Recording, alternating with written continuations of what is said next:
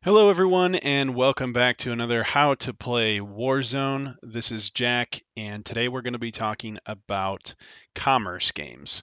So, in this particular scenario, that is probably the first one you'll play if you go through the single player missions. It talks about commerce games, and there's a couple things that change the game when you play in a commerce match. So, first thing you're going to notice is this top left corner, we have our typical square, but there's this little gold bar that sits right underneath the commit. And in order to determine how this works, you'll see that there says 6 gold. What you want to do is click right on that bar, right over here. You click right on this bar, and it's going to pull up this purchase screen or box, and it gives you a couple things you can purchase with the gold. So not only will your troops be purchased with gold, you can also build cities with gold.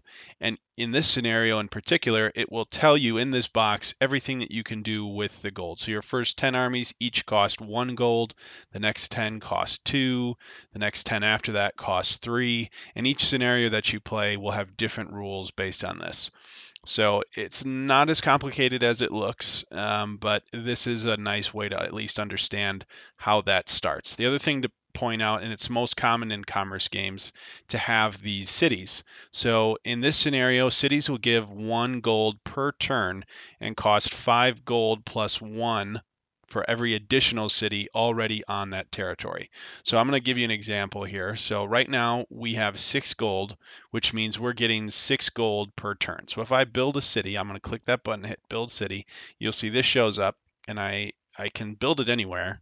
On this particular map, you can see I don't really know exactly where it is. We're just doing this for the scenario's sake. I'm going to build it right where my commander is, since that seems like a safe location.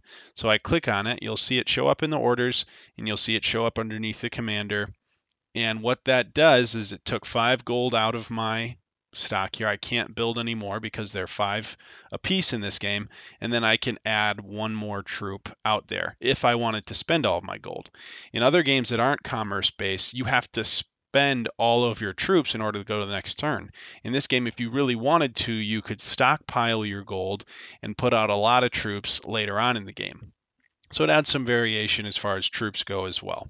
So we're going to not actually move any troops just so you can see the difference in gold. So this first turn we got 6 gold per turn, and the next turn we should get 7 gold per turn since we have our additional city. I'm going to go ahead and skip.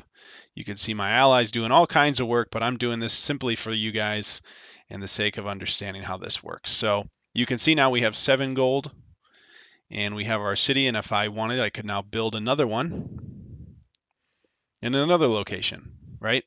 But if I wanted to build it on the location that already has a city, instead of costing 5, you'll see that the 7 goes down to just 1.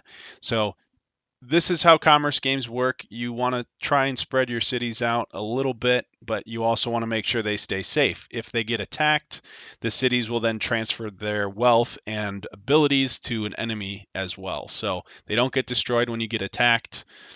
There are some mods that will change that, but this is a brief overview on how commerce works inside of commerce games. Hopefully you enjoyed, and thanks for watching.